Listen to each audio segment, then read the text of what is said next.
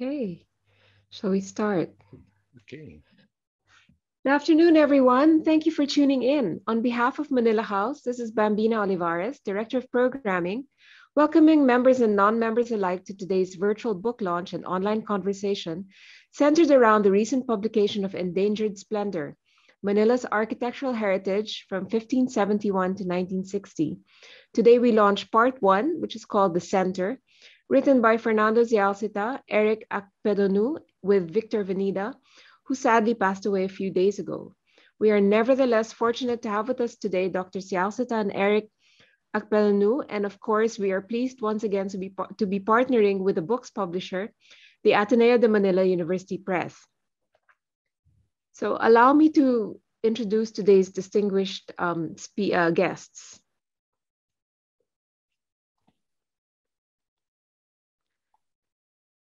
The book, let me talk about the book first. The book is called The Center, it's volume 1. For generations, this zone running from north to south at the mouth of the Pasig River has been the core, not only of Manila, but of the entire nation. North of the river is Tondo, which flourished as a port long before there was a Manila, and had a second wind during the late 19th and early 20th centuries, as seen in its grand mansions. South of it is Binondo, whose pivotal importance in the Pacific shows in its grand church and 2 Fountain Plaza and in its Art Nouveau and Art Deco office buildings. Beside Binondo is San Nicolas, whose elegant 19th century houses narrate the emergence of a local bourgeoisie, among them the family of General Antonio Luna. Intramuros, south of the river, may have begun as a colonial fortress city, but it was within its schools, churches, and plazas that Filipinos plotted a new nation. So with that as a premise for the book, let me introduce the authors. Erik Akpedonu is an art and architecture teacher at the Ateneo de Manila University Department of Fine Arts. He studied architecture at Lippe University of Applied Sciences in Detmold, Germany. Working in architectural bureaus in Germany, West Africa, and Malaysia, he participated in various construction projects in those countries and in the Middle East. As research associate at the Ateneo Institute of Philippine Culture, he has been conducting extensive surveys of historic Filipino architecture, first in Bohol and later in Metro Manila as project manager of the Architectural Heritage of Manila project. He has published extensively on heritage, culture, urbanism, and architecture, and is co-author along with Serena Saloma of Casa Boholana, Vintage Houses of Bohol, published in 2011. As a trustee and treasurer of ICOMOS Philippines, he actively advocates the appreciation and preservation of the Philippines' rich built heritage. We also have with us Fernando Zialcita, who is a philosopher and a cultural anthropologist by training, and he has battled for the conservation of heritage, particularly in architecture. With Martin I. Tino Jr., he wrote Philippine Ancestral Houses in 1980, to highlight the significance of our traditional urban houses as uniquely Filipino. He assembled essays by various scholars into Quiapo, Heart of Manila, published in 2006, to reveal the diversity of the district's heritage. He wrote Authentic, Though Not Exotic, Essays on Filipino Identity in 2005, to highlight the dynamism of Filipino culture. He has worked with advocacy groups, both national and local, in campaigns to conserve urban ensembles like Vegan. He is connected with the Ateneo de Manila University Department of Sociology and Anthropology, where he set up the Cultural Heritage Studies program. So with that introduction, let me just announce some of our few ground rules. This event is being recorded and will be up on the Manila House YouTube channel in a day or so. It is also being live streamed currently at the Ateneo de Manila University Press Facebook page. Please use the chat box and the Q&A box for any questions and comments you may have. And also for those who are watching from Facebook, please send your questions along and we'll get to your questions during the discussion.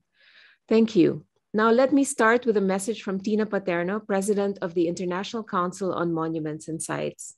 Tina? Thanks, Bambina. Good afternoon, everyone, ladies and gentlemen. It's an honor to be here for the christening of this first volume of a 6-volume magnum opus. Today, I represent ICOMOS, an international organization that works for the preservation and protection of heritage places in 153 countries, is an advisor to UNESCO, and whose members are professional heritage practitioners of every kind. Both our authors and contributor, Bobing Pineda, who left us early this week, are all members of ICOMOS. And to complete the book, many of our members collaborated with the authors in big and small ways. Locally, this book changes the landscape of heritage studies or history or architecture or planning or the preservation movement because it is so complete. Reading the book, it's apparent to me that there's probably not a street in the whole Manila that the book's authors and researchers have left unexplored because it gives such a complete picture of neighborhoods, streets, buildings, and significant details therein. I recall one of the authors, Erik, during the time he and Dr. Zialcita were writing the book. He visited my office at San Sebastian in Quiapo as I was rushing to get to a shopping mall before it closed. I was in pursuit of a shovel. Erik said, "Why don't you come with me? I know the exact store where you can get it. It will take us exactly 12 minutes by foot." And we snaked through the streets, even I'd never been on, as Erik circumvented closed roads under construction, taking detours, entering one store, exiting out through the back into an alley and onto another street, but he was never lost. We turned a corner and Erik beamed as he pointed to the sidewalk, and there was the shovel with a hand-carved wooden handle exactly as he described it. Throughout those trips to Manila in that decade that I worked there, I would also often spot Dr. Zialcita, the ultimate pedestrian, on many different streets in Manila. And that level of detail is presented in Endangered Splendor. But the book is complete not only in terms of the sites covered, and I'd like to add that many of these sites have never been documented or researched, and without this book would have remained unknown. It's precise. This book is precise in identifying the preservation issues that we face today. It presents best practices, malpractices, and the possible alternate futures of revitalization and reuse. A compendium like this has never before been achieved in the Philippines. It's a story of the city's and the country's history through the story of these buildings. And beneath the context of the present city, the authors underlay Manila's rich past at different points in our history, how a street got its name, colorful stories of a building's heyday, shown in pictures and maps, drawings, and colorful stories of its owners. These are all presented among the broader issues of identity, interpretation, and history. With the 6-volume Endangered Splendor were completed in the 80s, it might have been a 30-volume book, because many more sites would have been around then. There were many streets that could easily have become a vegan, but today no longer. Heritage preservation is a long game, but if one is successful, it can be a powerful tool to alleviate poverty and shape cultural identity. Take the dramatic turn of vegan, which has risen from being an impoverished town in the 1990s and today has a poverty level of 5%, well below the national average of 15. And ask anyone on the street the history of the town or of homes, and they will tell you proudly. So if we want to create alternate futures for our heritage, it must start with knowing what that is, with knowing its value, and with knowing where we are in the practice. Because we cannot protect or preserve what we don't understand. So I celebrate this Magnus Opus with you today, and thank you and congratulations, Dr. Zialcita and Erik, for this big piece of work. Thank you. Thank you so much, Tina. Thank you for that. And yeah, it indeed is a landmark publication. I agree. And you did mention vegan as an example of how things should be done and how heritage could be preserved and owned by the entire community. And we're very honored to have with us today, Edgar de la Cruz, who is a vegan city tourism officer. And he has a few words to say as well. Mr. de la Cruz.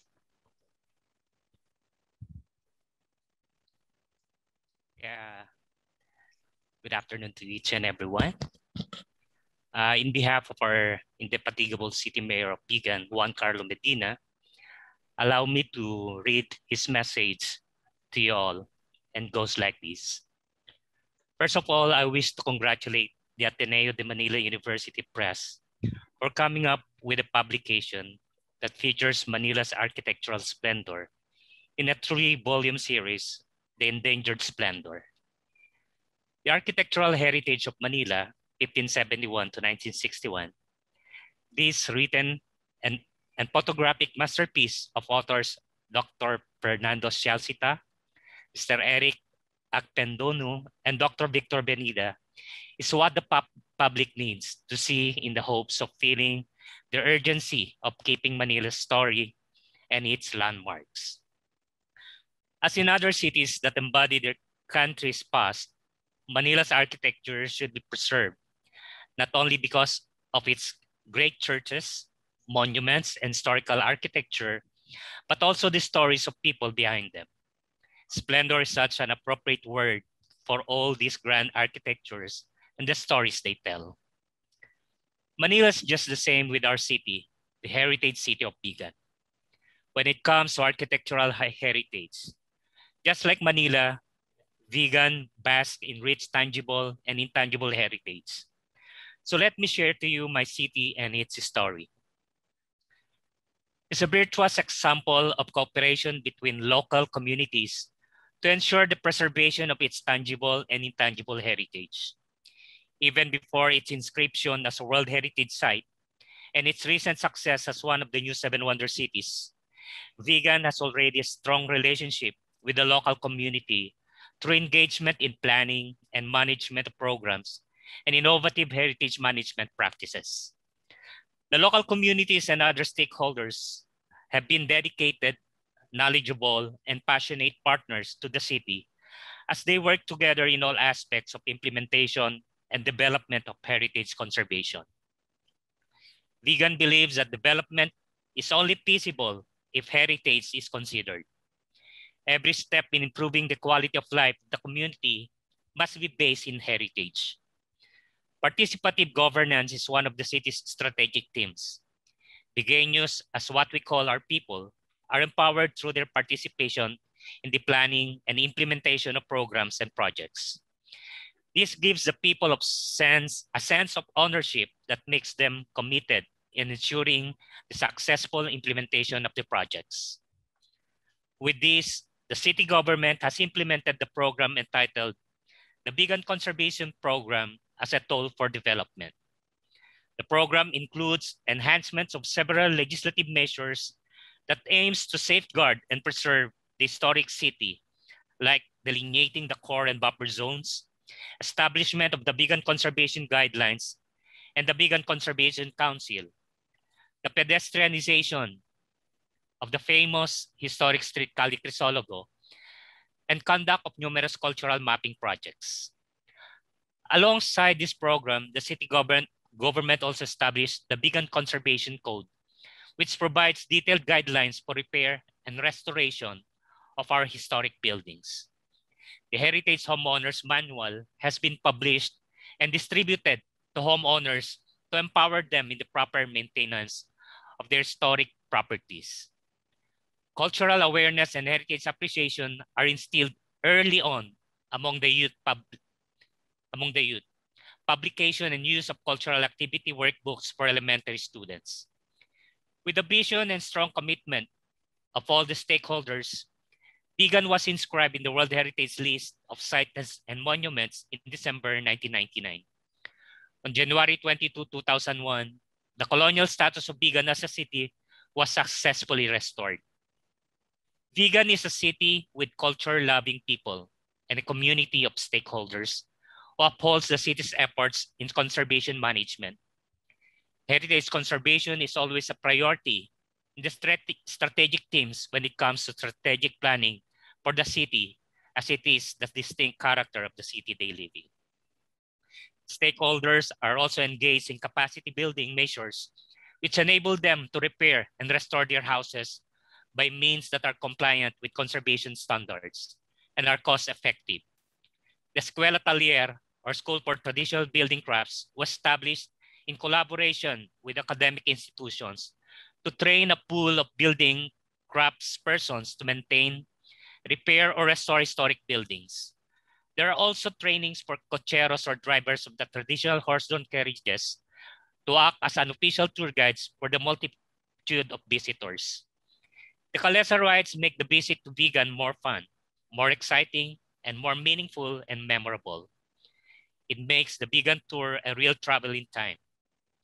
Concerned government agencies are assisting local producers of handicrafts and service providers, like hotels and restaurants, to improve their products and services to visitors, and other capability trainings such as keeping and archives management trainings to enhance their capabilities to document historical records.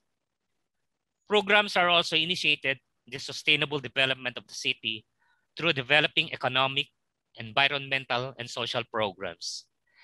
These programs are implemented with the help of the stakeholders and the community.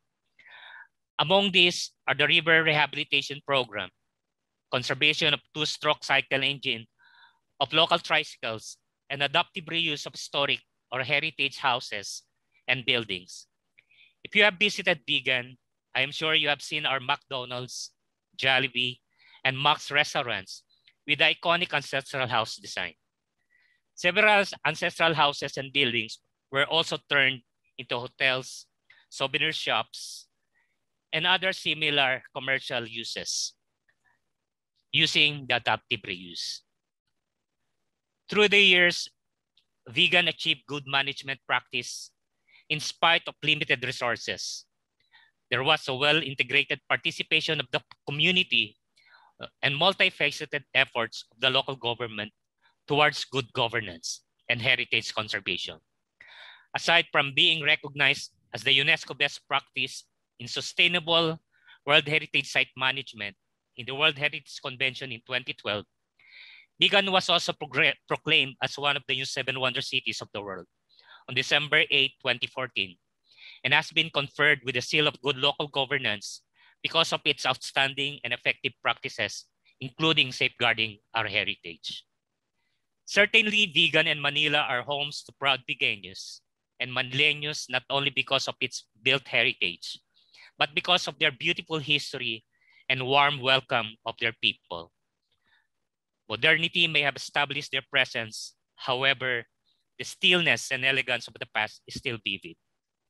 May this beautiful work of art, passion, and love for culture and heritage be more than just a book a reader could admire. May it be a resounding advocacy to protect and preserve our culture, our history, and our heritage, for us to have beautiful stories to tell to the next generations. Again, congratulations. Thank you very much. Salamat. Thank you so much, Mr. De La Cruz. That was a great message and very inspiring. We also have a message from the Mayor of Manila, Francisco Moreno Domagoso, who was unable to join, but he sent a message through his Vice Mayor, Hani Lacuna. Let's listen to it now. A pleasant day to everyone.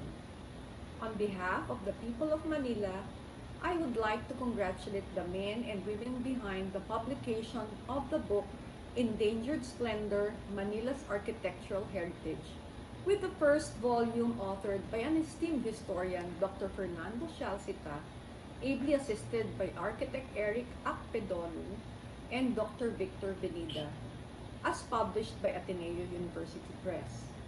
Appreciating the fact that the pillar in heritage conservation efforts teamed up with equally competent professionals made this book a must-have for those who value the importance of the connection of the past to the present times. Since the day we stepped into office, it has been part of the agenda of the administration of Mayor Isko Moreno Domagoso to give reference to our treasured footprints of the past. Our heritage is what connects us to the past, and it is a part of a blueprint of an evolution towards a progressive city. In the city's growth and development, We made sure that our rich culture and heritage will remain intact and coexist with our aim of a country's capital with a strong sense of gratitude to its past. The city's tourism and cultural development plan is deeply anchored not only on promoting Manila as a premier tourist destination but also on ensuring that our character as an old city with 450 years of rich and diverse culture and history remains. This Endangered Splendor, Manila's Architectural Heritage, is a book that will rejuvenate our interest to heritage structures in the city.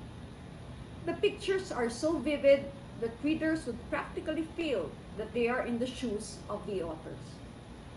The articles are well written that they leave readers in awe as they gradually build up not only awareness but concern to these valued structures of Intramuros, Binondo, San Nicolas, and Tondo.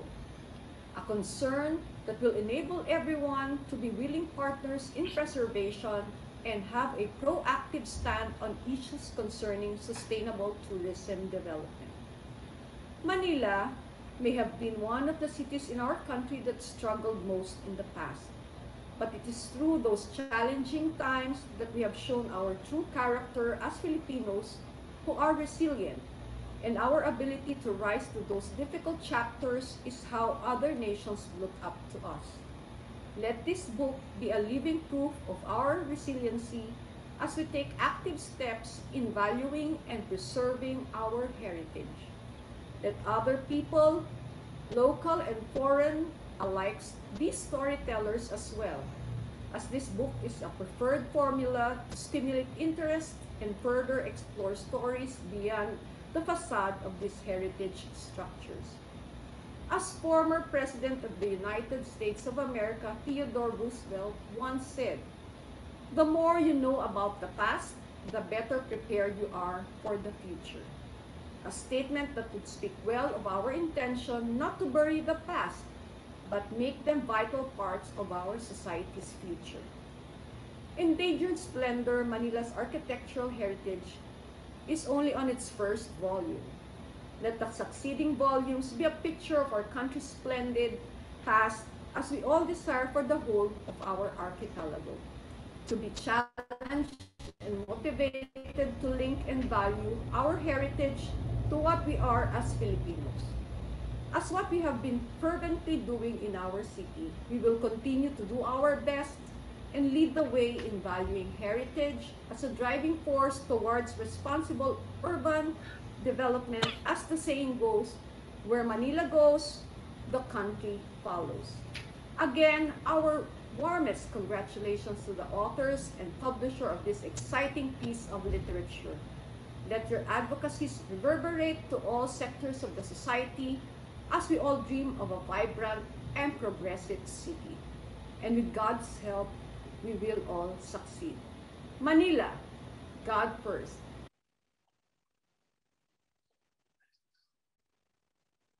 Thank you so much to Vice Mayor Lacuna for that message too, and also very rah rah rah about Manila, which is great. Um, Mr. De La Cruz, do you mind if I um, kind of take you off the screen for a moment while I Okay, ma'am. speak to the authors? Okay, ma'am. Okay. Thank you. And jump in anytime later on if you'd like to say something. Thank you. So, Erik and Butch, welcome and congratulations again on this amazing book, which is a must read for everyone, I think, who's interested in the preservation of our culture and really understanding more of our heritage. I just wanted to ask from a little bit of a literary standpoint, the choice of Endangered Splendor as the title is very interesting because you're talking about, I mean, it's a brilliant title, I think, but endangered obviously carries with it some kind of risk or something in peril. And then splendor is something, obviously beautiful or worth preserving. So how did you come to this title? How did you get to this? Well, I grew up loving the splendor of particular sites in Manila. But as the years went by, I realized a lot of them are disappearing. So it's really endangered. The splendor is disappearing fast. Erik, did you want to say? That's really the purpose of this whole book, no? To point out that there's so much, but it is well hidden. You have to explore it, and it is disappearing fast. You know, we have to really recognize that. A lot of the images that you see in the book are already demolished. No? Well, not the images, but the buildings, of course. Maybe 10% of what we recorded 10 years ago has disappeared since, maybe more. No? So this splendor is endangered, highly endangered. In fact, it seems to be accelerating at this point in time. That's the other thing I was going to ask was how long have you been working on this book? Because would you have seen any changes, first of all, in the structures, like you were saying, some are disappearing, and also in the attitudes of the people around the structures? Well, we can generally say that the loss of heritage is accelerating. That I'm sure about. When we started in 2008, we took a look at the previous study that was done by architect Mia Kimpo, a quick photo documentation. And we noticed that the loss that was occurring 8 years before was actually quite moderate. But in recent years, we have seen quite an increase of demolitions, including important structures, which indicates that it's accelerating. There's a lot of money coming in, there's a lot of development coming in, and that clashes with heritage preservation. But isn't that the age-old conflict of commercialism, commercial interests, and heritage preservation? Is there any way where the two can coexist? Well, as the example of vegan shows, heritage can generate income. It can generate jobs. And that is the reason, very reason, precisely why we brought in Dr. Venido as an economist, to show that, in fact, heritage can generate employment we badly need. Yes, because heritage is closely linked to tourism. Heritage can be a vehicle for tourism. And so how come we have not capitalized on that? Or how can we capitalize on that? Is probably the question. Well, vegan has shown us the way. One thing is to make people aware of what they have. And then, of course, to promote. Because my regret is this, heritage actually creates a halo effect for other products, not necessarily connected with it. I'm talking about fashion, home decor, food. The Philippines is in a position right now where it has to export more products in order to survive. It has to go beyond electronics and the export of human labor. We make beautiful home products, which unfortunately we cannot sell under Made in the Philippines because of the bad image the country has. We badly need a capital city that has prestige. Unfortunately, over the past 30 years, Manila has lost its prestige internationally. It used to have a wonderful image before World War II as one of the most beautiful cities in the world, but that prestige has been lost. So Manila is associated with crime, with corruption, with congestion. And this makes it very difficult for people abroad to want to patronize our high quality products. We have to keep in mind that foreign investment is also a matter of image. As Butch mentioned, for a long time, the image of Manila was smoky mountains, quite unjustified, of course, but that is the image that was portrayed. And we need to create a positive image for the city in order to attract foreign investment. Now, when you think about Paris, you don't think of shopping malls, you don't think of condominiums. When you think of London, you don't think of the suburbs, you don't think of ordinary office buildings, you think of the landmarks, you think of the heritage, you think of Big Ben, of the Arc de Triomphe, of the Louvre. Those are identity markers. Those marketplace, they create the sense of place. And that is exactly what Manila is missing and also losing at this point in time, because we do not have anything that is associated with the city. You cannot show a particular building and everyone in the world will know, this is Manila, because we have neglected its heritage. So we need to protect heritage in order also to create a positive image, a positive corporate identity that will not only boost tourism, but also direct foreign investment. Yeah. But Erik, you raised a question in the book and you had an essay about it, about whose heritage is it anyway? So whose is it? How do we all kind of buy into it? I mean, when you talk about heritage, you have there's a kind of ownership when you designate a place as a heritage site. It's something that belongs to the world as well as the community around it. Now, how when there's also what's the word here? That heritage is something that only older people, I mean, richer people, the elite can be concerned about because everyone else is concerned with day-to-day survival. So how do you fix all of that? Not well, fix is probably too ambitious a word, but how do you create that sense of ownership of heritage for everyone in the way I suppose they've done in vegan, right? Well, okay, let Erik answer first. No, Butch, go ahead. That is. Now, there's a new development I've noticed among the young. There are youth groups now that are clamoring for Manila's conservation. These are youth groups spring up everywhere. They want something to be proud of, and that is why our trailer is about what can we be proud of in Manila. This has been a spontaneous activity I've noticed over the past 10 years. Youth groups are aware through social media that other cities, let's not talk about Europe, let's talk about Asia, Southeast Asia. Other cities are promoting their heritage. And so youth groups are actually asking, what is it that you can be proud of in Manila? So some are even organizing tours around the city. Yes, if I and may in fact, add on that. yeah, go ahead, please, Erik. Social media has played a tremendous role in promoting heritage. When we started our research 10 years ago, there wasn't really much in terms of social media and heritage. New groups have sprung up pretty much like mushroom. There are now dozens, in fact, hundreds of them all over the country.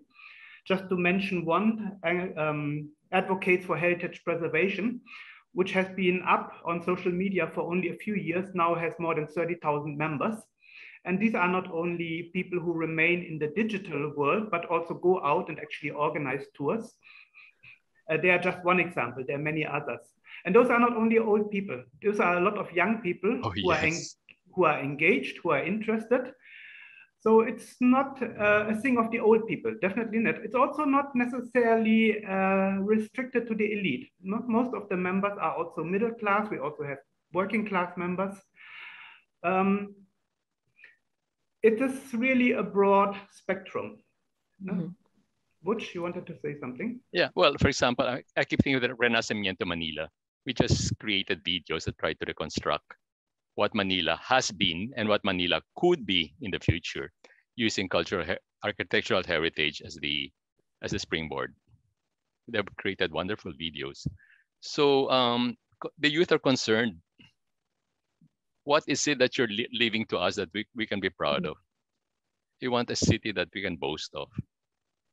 That's really the question the youth are raising. Yeah. In the making of the book, though, how did you make? I mean, that's the other thing about cultural heritage is that there are value judgments to be made as to which monuments or buildings to preserve. How did you make that call when you were doing your book, when you were researching and putting the book together? Significant is really on several levels. One level, of course, is historic, but there's also architectural for the most part, which we rely on heavily in this book, architectural significance. There's also technological. In the case of San Sebastian, it's a technological achievement because it's one of the few old steel churches in the world. Let me perhaps add a few words how we approached the survey when we set about it. By the way, before I explain that, I would also point out that this whole thing was a collaborative effort. No? It is really a lot of people who were involved in this. No? We had team members who went out into each and every corner, into each and every nook of the city, day in, day out, to look for each and every structure of architectural or historic significance. No? That team played the key part, the main work of this project, and this whole book wouldn't have existed without our team, Team 297. No? Also, before I proceed, I would also like to once again thank our sponsors, Ms. Nazalina Lim, Ms. Regina Coseteng, and Ms. Phyllis Caballero, who have most generally sponsored this effort. And of course, the Institute of Philippine Culture for being so patient with us. Now, how do we choose those sites? Well, we basically go by age, first of all. We made sure to include each and every structure from the Spanish colonial period. Definitely in the survey, not necessarily in the book. Then we also included all buildings from the American colonial period that we thought were of considerable historical or architectural significance. And then we had a very selective and very restricted choice of post-war 1950s structures, where we only chose buildings that were really of outstanding architectural or historical or technical value. So this is how we went about. And then from that basis, we made a selection for the book, choosing those which we found were the most outstanding in terms of technology. Think of San Sebastian in Quiapo. Most historic, of course. What role did they play for Manila, for the Philippines, or even for a certain locality, for Quiapo or for San Nicolas? And finally, of course, architectural merits, beauty, aesthetics. And of these places, how many are in use today? In use, you mean in occupied? Occupied, yeah. Many unoccupied buildings too. Many unoccupied, but in danger of being torn down, or? Could be, because the owners no longer stay there. Let me give you the example of San Nicolas. In San Nicolas, we registered about 170 houses from the Spanish and American colonial period, primarily from the Spanish colonial era. No? San Nicolas has the oldest houses anywhere in Manila. And it also still has the highest concentration of Spanish era houses anywhere in Manila. Now, most of these houses are still occupied today. Unfortunately, many of them, in fact, most of them are run down. Most of them are overcrowded. Now, at the same time, a great deal of those houses in San Nicolas are also entirely empty because they have been converted to warehouses. And so you have two conflicting. On the one hand, you have overcrowding here, and on the other hand, you have vacancy because it's now a commercial establishment which just stores whatever kind of product is being stored there. So it's very imbalanced. Butch, did you want to say something? Yeah, there's a problem also because a lot of the property owners have left. They're just renting, or they don't even care how they're renting it, because what they're renting out is being rented in turn. So that leads to deterioration of the property. So a lot of buildings in Manila are actually uncared for, unfortunately. And how you went about it, you had to walk, right? I mean, yes, you went from place to place. And of course. I think one of, we were talking about this earlier before we started, about the greatness of a city. I mean, Manila could have been a great walking city, right?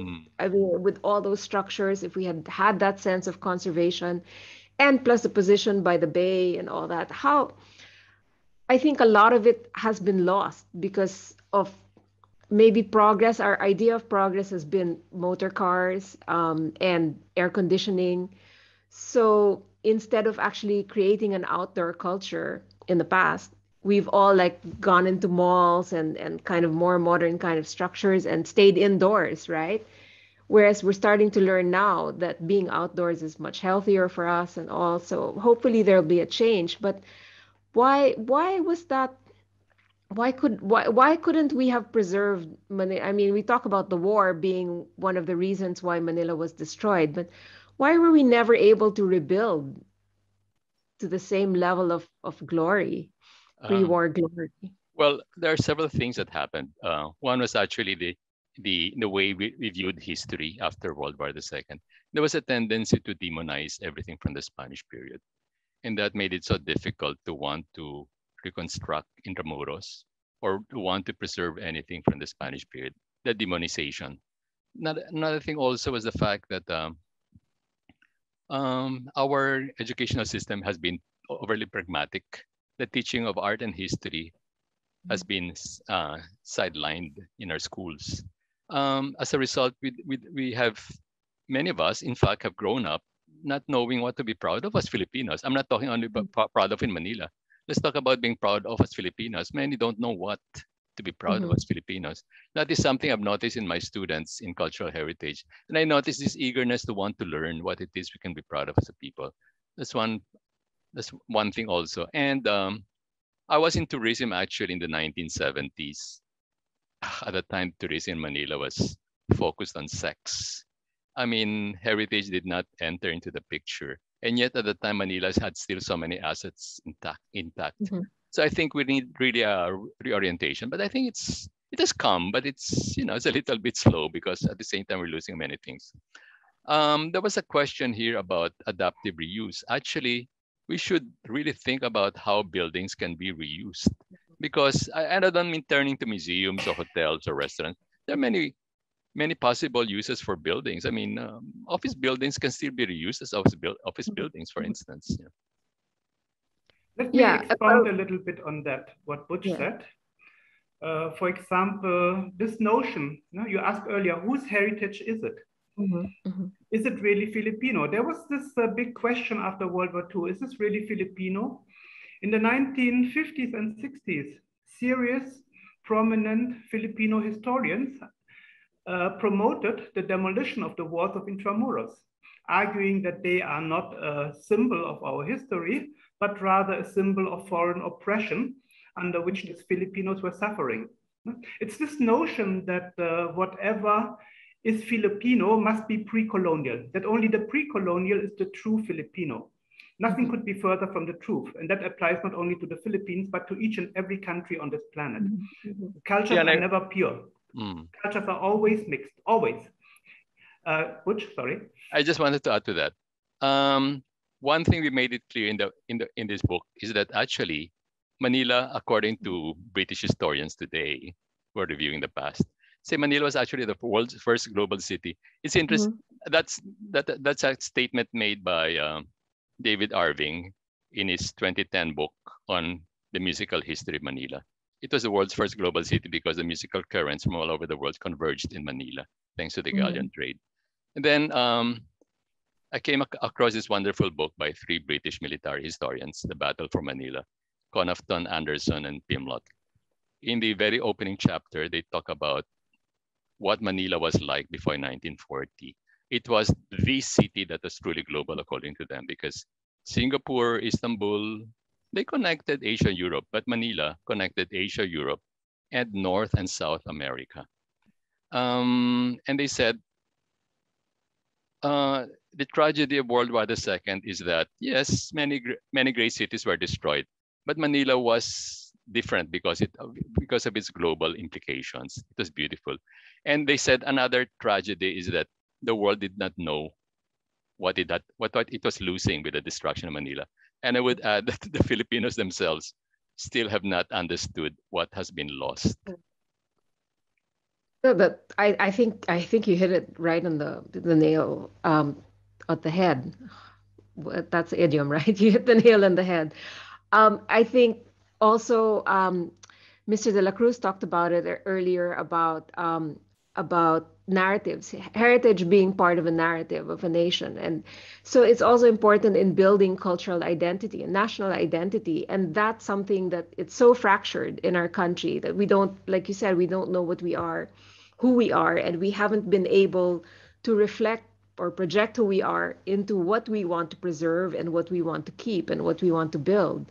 So and so what remains of our heritage at the moment, what you've documented, are things that probably we should, of course, preserve, but we don't even know what parts of ourselves we want to project and preserve.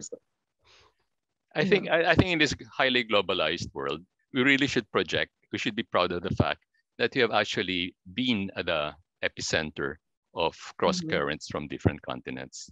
It is something I think we should continue maintaining because it makes us prouder of ourselves. I would like to share a little experience I had in Mexico. When I and Butch were in Mexico in 2015, we were attending an international conference in Guadalajara.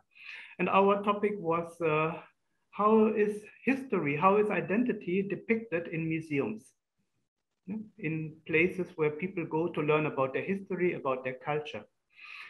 And it made me realize that in the Philippines, almost all museums are somehow connected to, let me say, political figures, to national heroes, to the Philippine Revolution, even post-war. But there are very few, if any, museums that actually discuss the evolution of Philippine society during the Spanish colonial period. Right now, there's no museum in the whole of Manila, not even in Intramuros, that gives a fair and balanced view of the cultural evolution of Filipino society during those formative 300 years, which is a shame because in Mexico, this is pretty much standard. In Mexico, people do not only look at politics, they also look at the development of culture, of technology, of the interchange of products, of ideas, of people, of races. And with this strong focus on politics in the Philippines, it is difficult for Filipinos to appreciate that colonization is not only a bad thing, but it can also have very positive effects. In fact, colonization is one of the drivers of global civilization, whether we like it or not. Well, that's undoubtedly true, but you see the value of the colonization here remains in churches, I think. Well, obviously religion is the one big legacy of the Spanish colonization. And we tend to give a lot of importance to our churches. In terms of heritage preservation, you see a lot of fundraising drives for churches, for example, that have been, affected by earthquakes or damaged by natural calamities. But there has to be more. Like you talk about Binondo, Wall Street of the Philippines in Binondo. Yes. Have to be more than the churches, right? Our heritage than that. Office buildings in Binondo, they reflect this cosmopolitan heritage of Manila. Some were built by the Spaniards, others by Chinese, others by French like the Berkmei, then others by Swiss Germans like Zwillig, and of course Americans like Odum. So Manila's heritage is actually quite varied in terms of nationality. And that is shown in the architectural heritage of Binondo. We'll have to move away from this notion of only concentrating on individual monuments. Think for a moment about Paris. Think about Notre Dame de Paris. Would anyone bother to go and visit it if it were surrounded by condominiums and shopping malls and office buildings? No, of course, nobody would. Because the value of historic cities lies in the ensemble, in the whole setting. And that is something that is often forgotten, that buildings, in order to really reflect history, to reflect culture, to reflect meaning, must be embedded into an environment that emphasizes them and doesn't diminish them, which is something which is unfortunately quite rare in the Philippines. In other words, we must preserve not only the monument, but also its immediate surrounding in order to put it in a proper setting. Nobody visits a church, at least in Europe, that is surrounded by shopping malls. Well, I think correct me if I'm wrong, but Singapore also was going that way in the beginning, that whole modernization drive, until they realized they're destroying their heritage, really. And now there's been a big push towards preserving that. And so hopefully we could do something like that without too much. Yeah, actually what I'm dreaming of is at least we can preserve some corridors. Some corridors in Binondo, some corridors in San Nicolas and other districts where the architectural presence is still clear. I'm thinking, for example, about Shanghai. Yeah, Shanghai, was brutally colonized by the Western imperialists in the first half of the 20th century. That is why the Communist Party was born there. But guess what? They have preserved the Bund, the very symbol of Western imperialism, because Shanghai wants to project itself as the financial capital of Asia. So they've preserved a symbol of Western imperialism, but turned it around into a sign pointing towards when China can become the financial center. They've also conserved a corridor, for example, like Xintian B, which is really just buildings from the 1930s, and made them very made this whole ensemble wonderfully walkable, plenty of galleries and restaurants. No, for sure. Now, speaking of I mean, everything that involves heritage in the Philippines, I think because of political or whatever economic interest, always borders on controversy. So I think we'll be a bit remiss if we don't talk about what's going on. I mean, the whole Parex thing and you know, development over Pasig. And you start with Pasig, right? Pasig is your starting point for the book. Yes. We have to remember what Daniel Burnham, the great American urban planner and architect, said of Manila when he was sent here in 1905. He said that Manila has three advantages not shared by any other city in the world. It has the Bay of Naples. It has the river Seine of Paris. It has the canals of Venice. If this can be tapped, there could be promenades along them, Manila would be second to none in its greatness. Well, of course, the only promenade that was constructed was Rojas Boulevard, but even that is endangered right now because of reclamation. And now, Pasig River, oh my God, the Parex will destroy part of it because it will cover part of it with the 6-lane highway. And I think we also have to think not only in terms of identity, but also climate change. Metro Manila is already an urban heat island, according to UP scientists. Very dangerous because that means heavier precipitation, more flooding.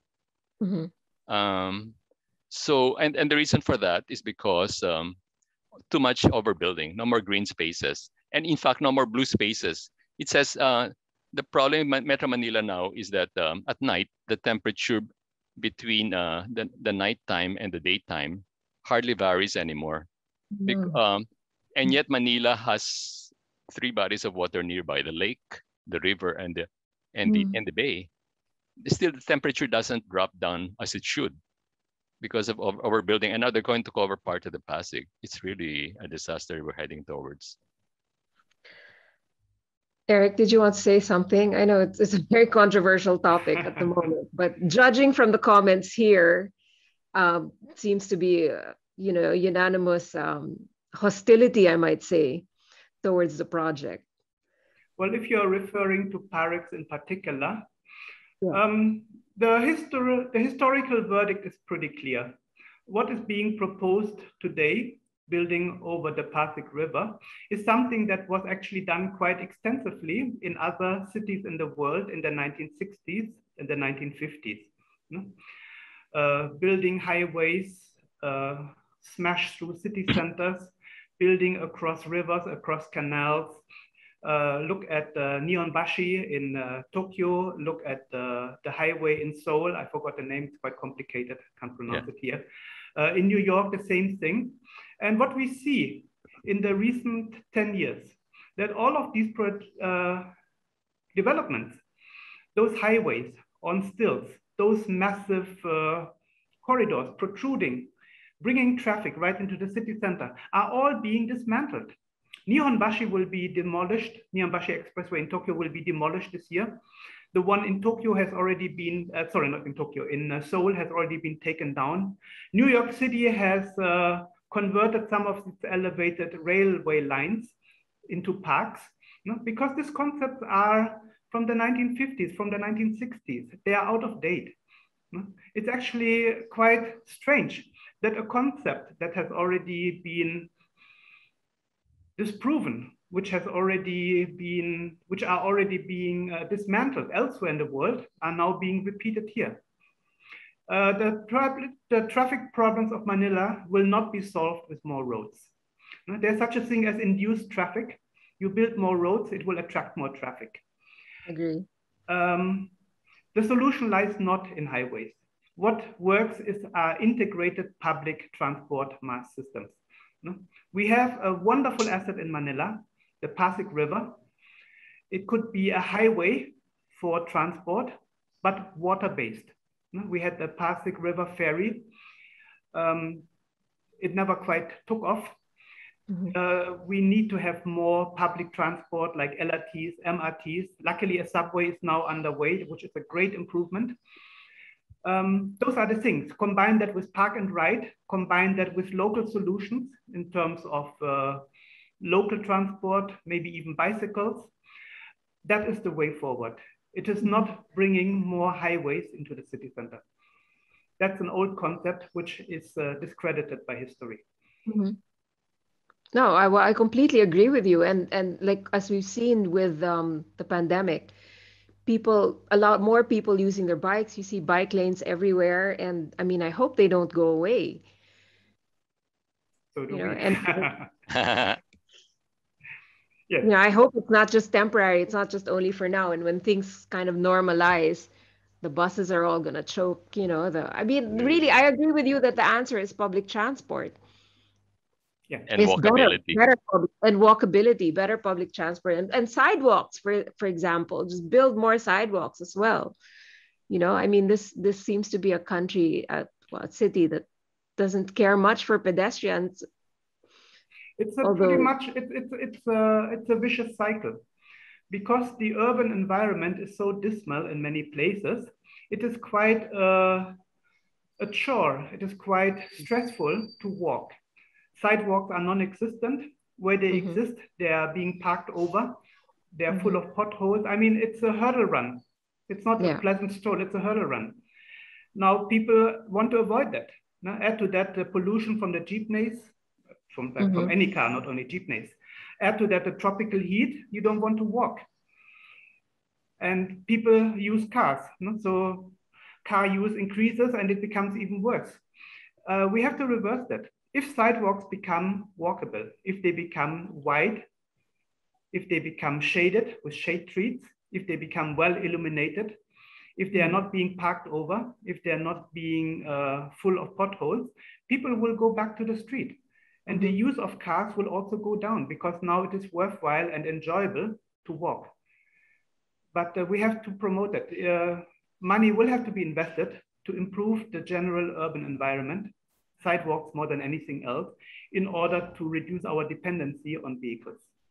I would love to bicycle from my home in Cubao to Ateneo. I would love it. It's short, it's relatively flat, but I can't do it because it would be suicidal to do so. Even now you haven't found, there are no bike lanes that have been introduced? Nothing. No? Nothing, nada. Yeah. Actually, Manila was more walkable back in the 60s and 70s. I enjoyed walking around San Nicolas, Binondo, Quiapo, Malate. But then, you know, when they introduced diesel fuel for economics purposes, oh my God, I stopped walking because the exhaust was just too strong, especially along Rojas Boulevard. I stopped walking. So do you think that the advent of electric cars, if and when they do come to Manila, would that help with the air quality? And trains, please, trains. And trains, yeah. Actually, trains is more important than electric cars. Electric cars may only move the pollution from one end to another, depending, of course, on how they are being charged. But if we use fossil fuels in order to charge our electric vehicles, then what have we gained? No, the solution is really massive public transport. And I'm not talking about jeepneys, I'm talking about MRTs, LRTs, and subways. That's really the way to go. And to integrate it with local solutions, which will provide distribution locally. That is where jeepneys may come in, but not long distance. Let me just segue for a moment to, we have a short homage to Victor Venida.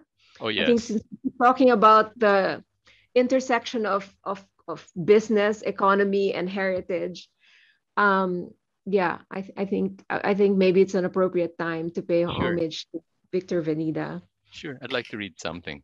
Yes. Yeah. So this is my tribute to Victor Venida. At the beginning of this July, Bobbing, the nickname of Dr. Victor Venida, had a lengthy Zoom meeting with me about the launch of this first volume, We agreed that this launch should serve as a platform for making the public aware of the urgent need to conserve Manila's endangered architectural heritage. Alas, that was our last conversation.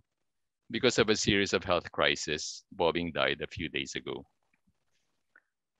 Bobbing had a rare combination of interests. He was an economist with expertise in development issues like income redistribution through fiscal policy.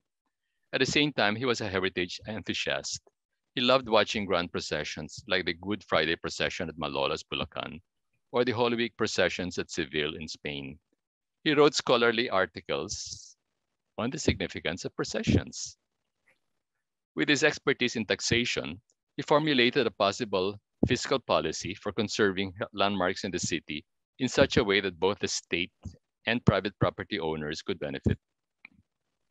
In this first volume that we're launching and in the other 2 volumes to come, Bobbing showed how heritage can generate employment and augment state revenues.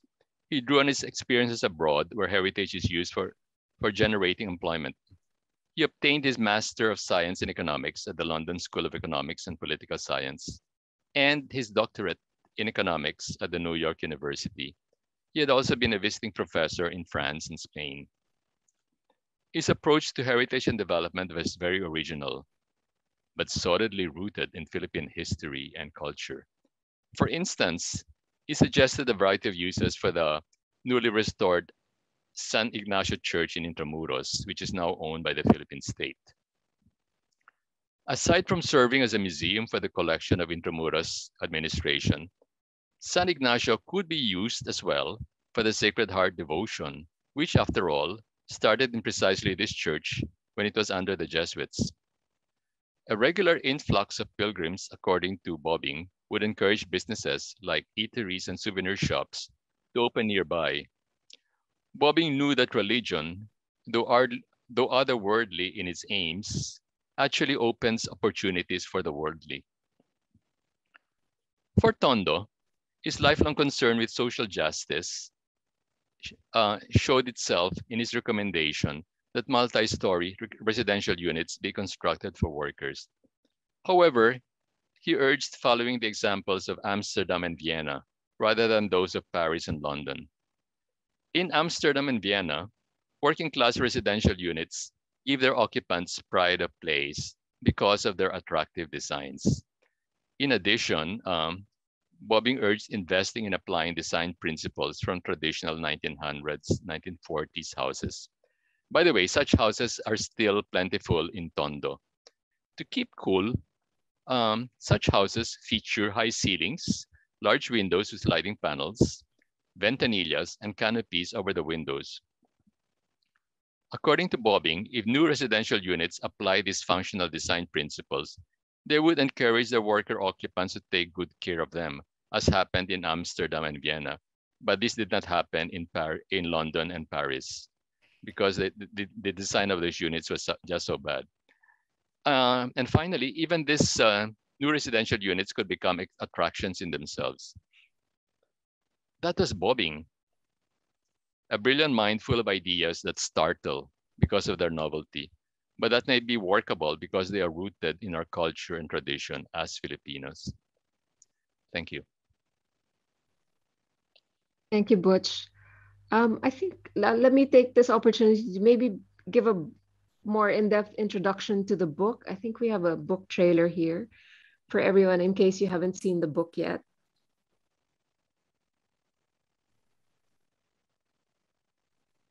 Arce, can you play the book trailer?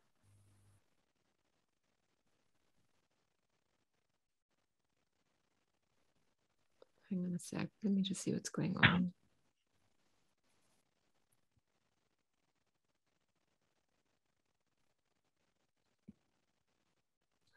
Sorry. Oh, sorry. I didn't realize I was on mute. Have we got the trailer of the book? Maybe you can show the book trailer now, just after that wonderful background and the discussion we've been having so far. Here it is.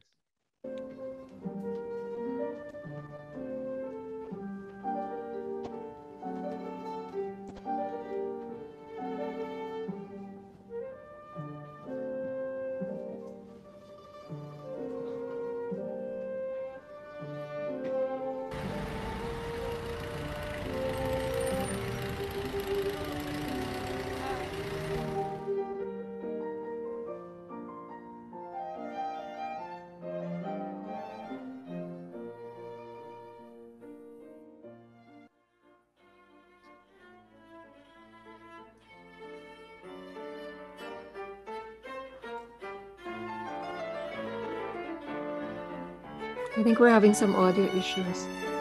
Yeah.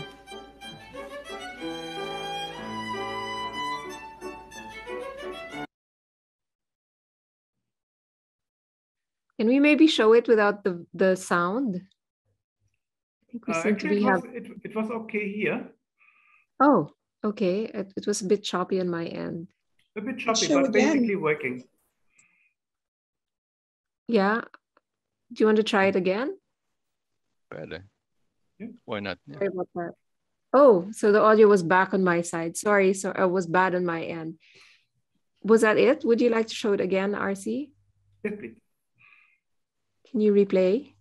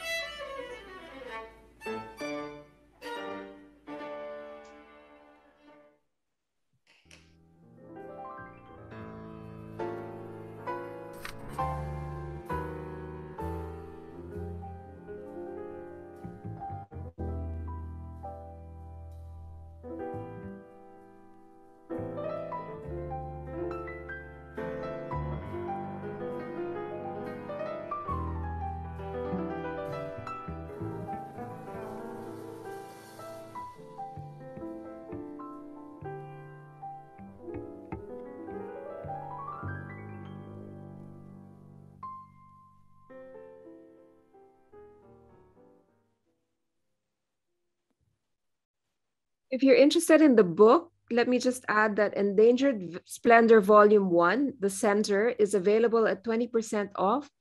This Manila International Book Fair 2021, the sale period is until Monday, October 4 only at www.manilabookfair.com. You may also get it from us at Manila House at the same price. You can email us at events@manilahouseinc.com for more information.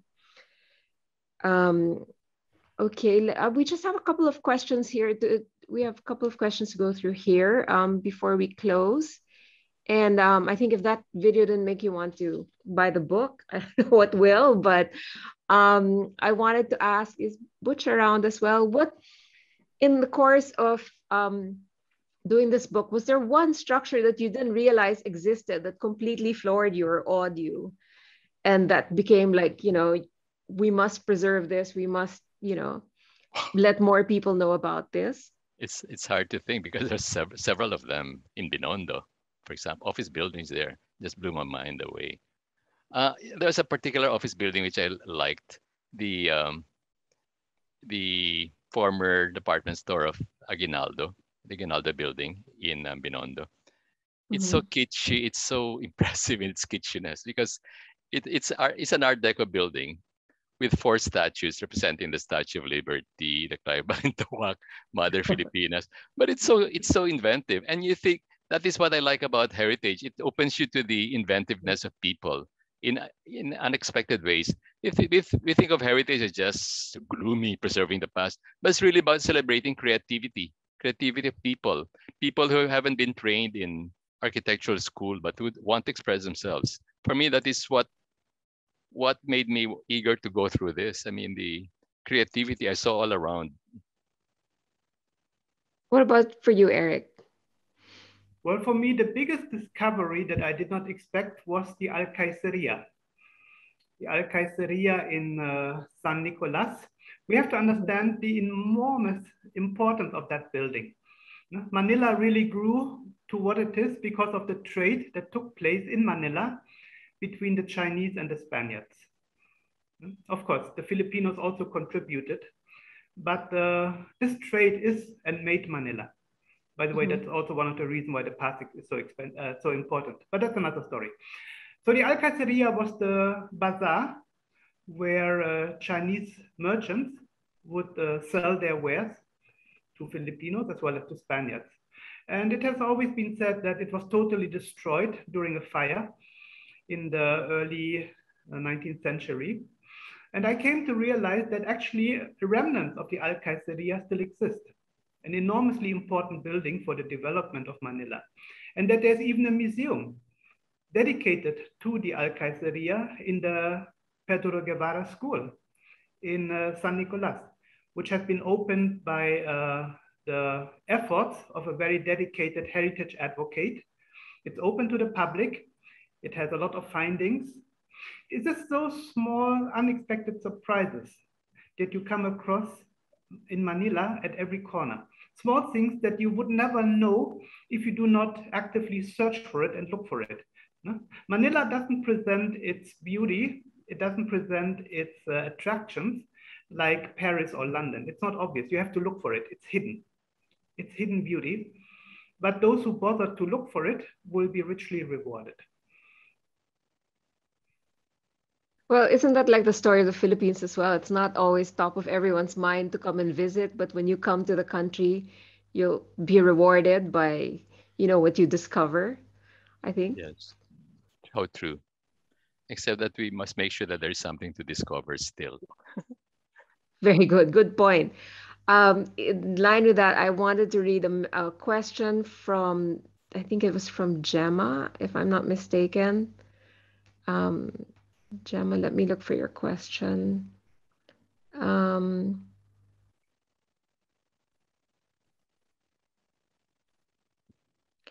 can we get LGU officials to read Mr. Venita's ideas on heritage conservation and the real estate developers? That is a challenge indeed, how to do that.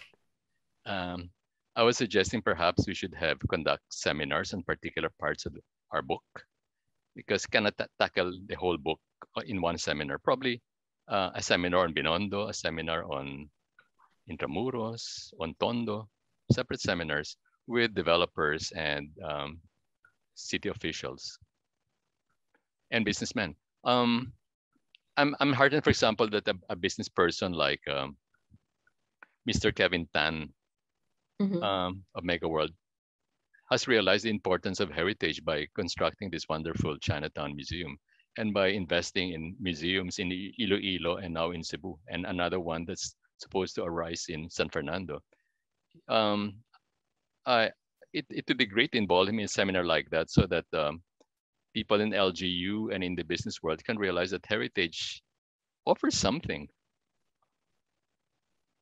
Yeah. We would like to encourage developers to also read this book and to take inspiration from it.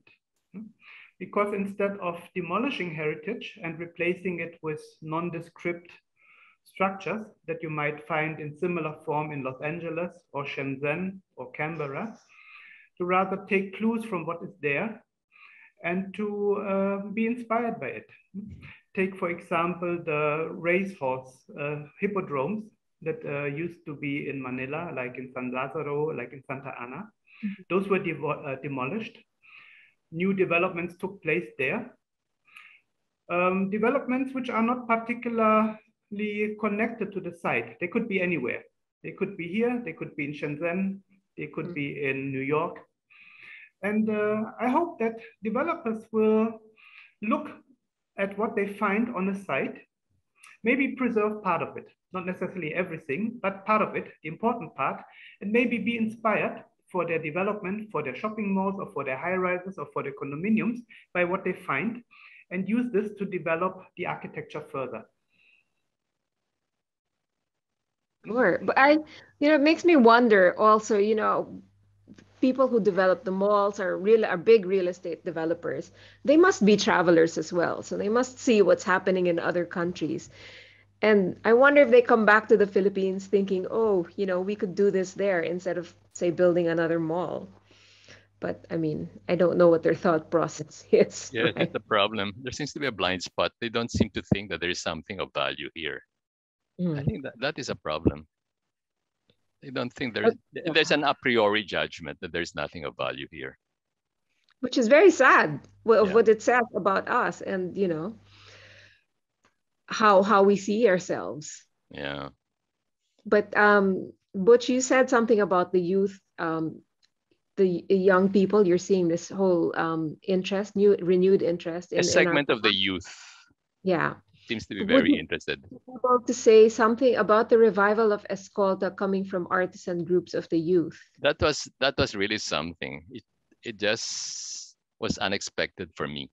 So they set up businesses within the Silianteng building, formerly the Perez Manila building, and then they would have street parties on Saturdays. That was really great. That is really one way to do it. You have to animate sites and streets and buildings. Yeah. Animation is the thing to go, because if you, the building, not everybody can connect a building as such. There's got to be activity. That's the thing, right? I mean, heritage, we tend to think of heritage as something in the past and dead, stagnant. Whereas it should be an ongoing thing. It's fluid, Correct. it's alive, it it lives on. So we should live with heritage, surrounded by our heritage. Actually, when you go to London, when you go to Rome, when you go to Paris, when you go to Barcelona, when you go to Lisbon, those are very old cities. Do they look old? Do they look like a museum? Of course they don't. They are alive, they are attractive, they are lively. Because there is this notion that old is dusty, and for a city to be vibrant, it has to have everything new. Nothing could be further from the truth. Heritage and new developments go very well together, provided that the developers take clues from what they find in terms of heritage and react to it. We have discussed this in the chapter New Meets Old, giving some ideas on how modern buildings even avant-garde buildings can be successfully integrated into old historic townscapes rather than diminishing, even making them more attractive. Mhm. But one has to react to the heritage there and not just wipe it off the table and replace it with generic stuff. I think one of the more successful examples of adaptive use, I would say, in recent times at least, and I think the architects here as well, Dominic Galicia, is the repurposing of Yes, yes, that yes, building, yes. right? Which building Wonderful. was that? Natural History, Museum of Natural Nat History. yes, but what was Shan- it before? It was It's the a agricultural building, then tourism agriculture building, yeah. building. Yeah, agriculture at Agrifina Circle, and it's amazing. It's beautifully done, and it's a Yeah. great use of space, and and Dominic is in the audience, so congratulations, Dominic, for showing us that it can be done.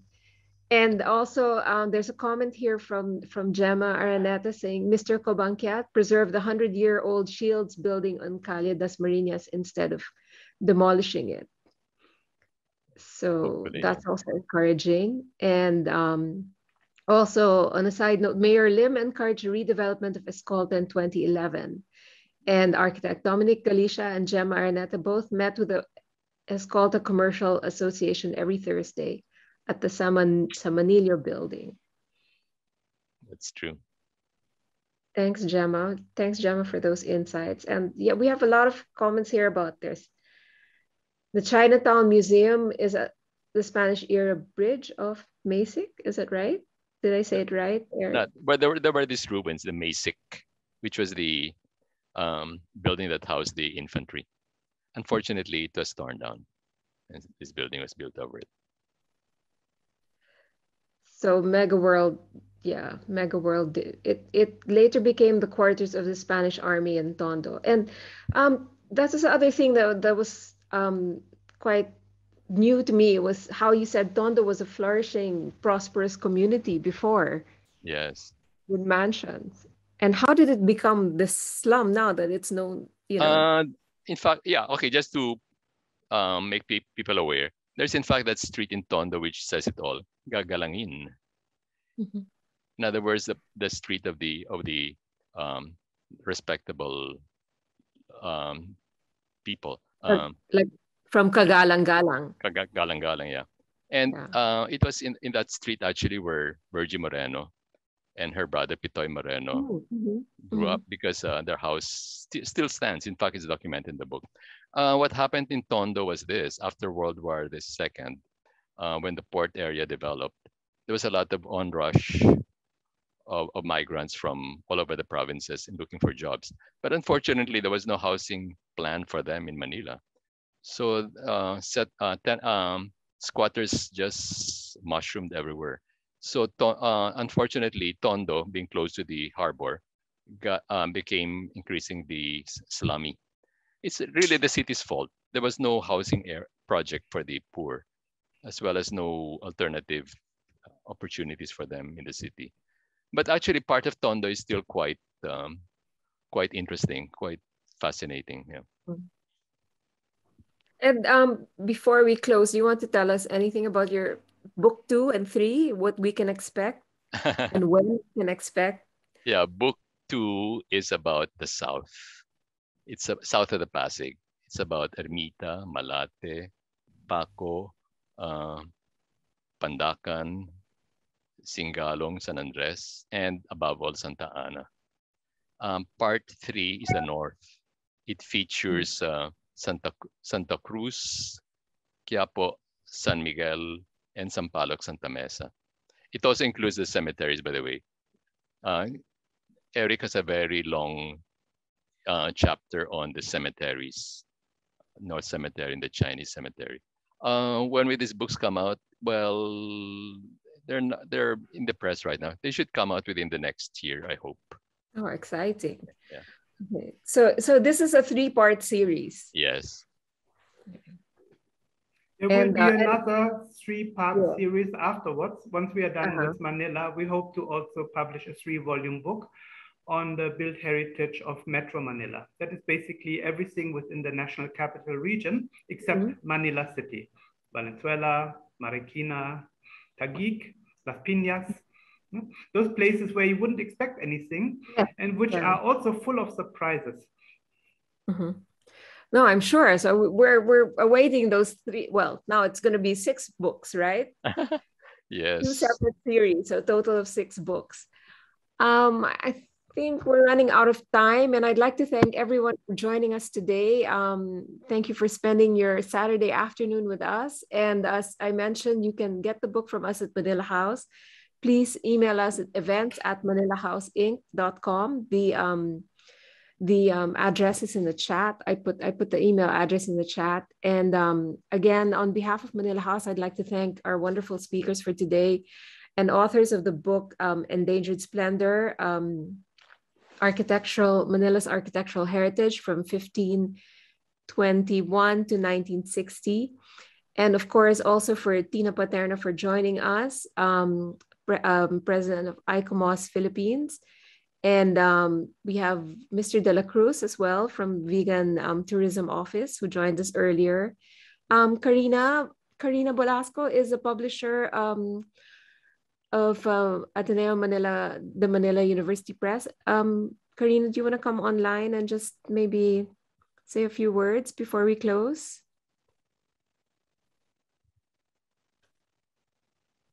Hey there, Karina. My internet is really unstable. I've been going in and out. Thank you very much to all of you for doing this and for this conversation. We keep producing these books, rigorously researched books, which we hope will really have an impact on policymakers, on the people who build our city, who run our city, who destroy the city. So this is the purpose why, this is why we put out all these books, and they're not going to be useful unless they really make an impact on public policy. So again, thank you to our authors, to Butch and Erik and Bobing, the late Bobing, and the entire team that put this together. It's an amazing, fantastic project, and I hope it will really, really help us recover the splendor or save whatever is left of the splendor. Thank you. Thank you. Thank you so much, Karina. Thank you so much to everybody who joined us today. Thank you again, Butch and Erik and Tina. Maybe let me close this, Butch and Erik. Can I just ask you to say final, few words about why it's so important to preserve, maybe like revive the splendor instead of keeping it endangered, I suppose. Well, for me, I'd like to go back to the words of Emilio Jacinto. He said, kung walang pagmamahal, ang mga bayan ay di mananatili. What he meant by that is if there's no love, bayan, meaning either country or city, will not endure. So I think it's really important to have pride of place, pride of self. Thank you. That's brilliant. Erik? Well, for me, it's primarily a matter of quality of life. To live in an environment that is not only taking care of my needs in terms of food, shelter, protection, but also is stimulating. An environment that challenges me intellectually, but that also gives me a sense of place, gives me the feeling of part of a historic continuitum, of which I'm part, a very small part, of course, and which existed before me and which will continue to exist after me. It's something that makes us human. It is so important that we are stimulated, that we are expressing who we are, what we are, where we came from, and that is part of heritage. It makes life better, much better. And that's why we should preserve it and promote it. Thank you. Those are great words. Tina, maybe I'll ask you to close today since you're in the, this is your field as well, the cataloging, the identifying, cataloging, preserving, and this, educating about advocating for cultural preservation, heritage preservation. Thanks, Bambina. Just a big congratulations. All of us at ICOMOS have been here, have helped out where we could, and we've witnessed over a decade the birth now of this magnum opus. I know many of us are here, and many of us have gotten the book. Many of us are glad we have the book. It's really such an incredible resource, not only as for many things, not for that gap in your head that you don't know X, it will be in this book. And I filled in so many X's in my head in this last week with this book. So thank you and congratulations to Erik and Dr. Z. We look forward to the rest of the 5. Thank you. Thank you. Yes, thank you so much. Yes, we are looking forward to the 5 to come. Thank you, just Bambina. a reminder to everyone, Manila House is open to members and guests. Please bring your vaccination cards. We're open. We welcome you as long as you're fully vaccinated. Our staff has been fully vaccinated as well. And as you know, we have outdoor areas to keep everyone safe. And our takeaway service is open to the public, of course. So just give us a call anytime, 0917-816-3685 to place your orders. And on that note, thank you very much once more for joining us. And you know, at Manila House, we also advocate for the preservation of culture and heritage, and we do what we can to be a part of this conversation every chance we get. So thank you so much for being here today and joining this conversation. And we'll see you again soon. Thank you, Bambina. Thank you. Thanks so much, Karina. Thank you so much. Thank you so much. Thank you for joining us. Bye, guys. Thank you. Bye-bye. Bye. Bye. Bye-bye.